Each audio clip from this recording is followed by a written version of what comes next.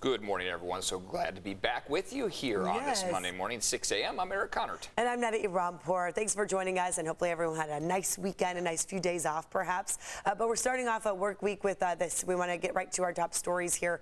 This morning, supporters of a new domestic violence bill say it'll keep victims safe, while critics argue the plan will only make these crimes more dangerous. CBS 8's Chris Groh live with a closer look at this proposed legislation that's going to be up for debate here today, right? And Eric, Neda will at least be in the Senate Appropriations Committee later today. But of course, what we're talking about is dealing with mandatory reporting by healthcare providers. And co-authors of this newest bill here in the Assembly that had already passed are essentially saying that mandatory reporting has the opposite impact that we all think it does. Now, let's talk about one of those co-authors, that being Assemblywoman Buffy Hicks. She says that the mandatory reporting actually keeps victims from seeking health care, and so the mandatory reporting actually never gets done. She tweeted that research has shown that mandatory reporting to law enforcement can keep survivors of domestic and sexual violence from seeking health care. So, Assembly Bill AB 2790 would remove that requirement that a healthcare practitioner must make a report to law enforcement when they suspect a patient has suffered physical injury caused by assault or abusive conduct. And locally, we're hearing reaction to this bill. City Attorney Mara Elliott sent us a statement saying domestic violence victims, quote, are subject to retaliation from their abuser if they make the police report, as opposed to it coming from a mandated healthcare professional. And we also know that the Family Justice Center has spoken out against it. But take a listen to what San Diego County District Attorney Summer Stephan had to say as well, too. It's unfathomable that we would subject our victims to this kind of treatment under the guise that this is somehow going to protect them. How is this going to protect them? And again, this is a bill that has already passed the Assembly, but now is in the Senate, but it is in the committee phase right now. Again, Senate Appropriations Committee going to be taking this up today. And of course, we will continue to follow this as it moves through Sacramento. Eric and Neda. All right, Chris Groh reporting live there. Chris, thank you for that. This morning, police are still searching for the suspect in a stabbing here in the East Village. This happened near Market Street and Island Avenue. Police say a fight happened and a man stabbed another man under the arm. The victim is expected to survive. The suspect, a man between 20 and 25 years old, he's about 5'7", had a ponytail, and was last seen wearing a green or blue T-shirt and dark shorts. You're asked to call San Diego Police if you have any helpful information. And this morning, a 16-year-old boy from National City remains on life support after being shot in the head while walking home from school. The violent attack on Damian Estrada has parents and community members pretty concerned about a potential surge in violence. Now, we spoke with Vice Mayor of National City, Marcus Bush, about the perceived increase in crime. He tells us while there's been an uptick, the crime rate is still low overall. He adds the focus should be on gun control and teaching kids conflict resolution.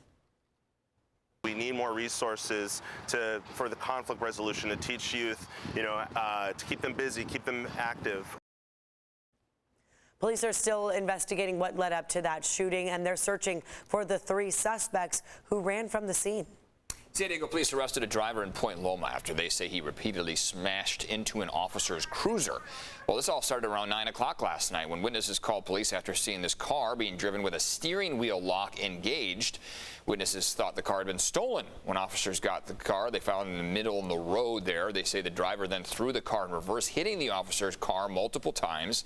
The driver was finally arrested after the help from the police canine you saw there in the video. The driver was the registered owner. The investigation is ongoing. A man who was stuck at the top of the border wall is now in custody. Border agents say it happened when he tried to cross illegally into the U.S. just before noon yesterday. You see in the middle of the day right there. It was right near the cross-border express entry at the Tijuana airport. The man made it over the first barrier and then got hung up at the top of that taller secondary wall. San Diego firefighters used a 40-foot ladder with that engine there to help him down. Nobody was hurt. He is in jail. No word yet on his country of origin. Today we're expecting an update from San Diego Unified on whether the district will end or extend its indoor mask mandate. Right now, students and staff at San Diego Unified Schools are required to wear masks indoors. That's because the county is in the CDC's highest COVID transmission level. The district says its mandate is to prevent COVID spread and keep teachers and students in class. But some parents note masking hurts kids who are already struggling because of school closures and virtual learning.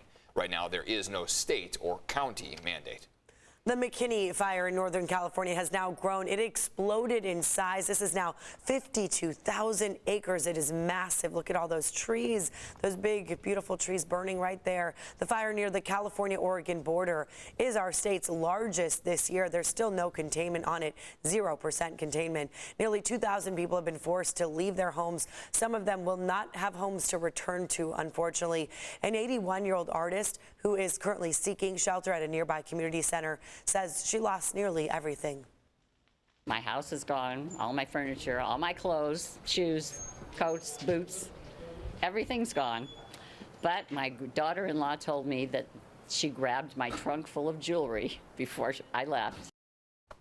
She's trying to look at the positive there. This is burning in Klamath County area, Siskiyou County as well. Over the weekend, about 60 hikers were told to get out of the Pacific Crest Trail. They were on their mission on that trail, but it's near the area of the fire, so they had to leave. It is 6:06. Time for the checklist here. 3 things you need to know today. Flooding in San Bernardino County. That has caused severe damage in the Mojave National Preserve. Yeah, take a look at the video here. This road left in pieces after flooding just destroyed it. The National Weather Service warned of 40-mile-per-hour winds and the chance for pea-sized hail. The flood warning expired a little over an hour ago at 4:45 this morning. Pakistan also experiencing flooding. Right now, the death toll from heavy rains has gone up to at least 434 people who have died from this. The largest percentage of that toll has been reported from the province of Baluchistan. Over 13,000 homes have either been partially or completely damaged by flooding in that province alone. And Kentucky experienced more heavy rainfall yesterday. National Guard helicopters are searching through the flooded areas. The National Weather Service said radar indicated up to 4 inches of rain fell on Sunday in some areas, with more rain possible. At this time, the death toll has risen to 28 from last week's storms. The number is expected to rise, and it could take weeks to find all of the victims.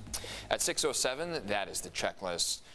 When relative to the rest of the country, our weather here not too bad, but the humidity levels definitely noticeable as you step outside there. Yeah, and this right here that you see, these mid-level clouds, a sign of the sticky weather that we have. These clouds are coming in all because of monsoonal moisture. You'll hear us say that a lot today. Mainly it's just adding to our higher humidity, bringing us a chance of thunderstorms, most likely not until this afternoon. 69 degrees in Poway, 71 in El Cajon and downtown San Diego, 68 in Chula Vista. So upper 60s, low 70s, but it might feel even warmer than that. Here's a look at some of that moisture coming towards Mexico. This was over the water, and now here it is on land. It might sweep its way up into the deserts. Mainly, if anyone gets that rain, it'll be mostly the mountains and our deserts. Just look up to the mountains and you'll see some clouds forming later on this afternoon, most likely. Here's a look at that relative humidity. I mean, our dew points are so close to the temperatures that we are really getting a lot of these higher numbers that we don't typically feel in San Diego. Upper 80s, low 90s, and it's not because of our marine layer adding humidity. It's the opposite effect. In fact, there's unstable air, that moisture coming in from the east of us. Taking you hour by hour here throughout the day. By about 10 a.m., you'll be 76 degrees, low 80s for parts of our coastline today. For most of you, though, around the beaches, upper 70s, and then inland areas, mid to upper 80s for the most part. Some might get up to 90 degrees, especially Ramona, as we typically see that hotter weather. This ridge of high pressure is part of the reason why today feels muggy, also why our temperatures are in the upper 70s, near 90 degrees inland, and it's going to basically hang around, just kind of bobble around these states right here. As it moves aside a little bit, it helps dry things out, so you'll kind of notice where it's centered. It all depends on basically the amount of moisture we might get. By Friday, Saturday, that's when another round will sweep its way in, so at least Tuesday, Wednesday, Thursday, we'll feel a little drier.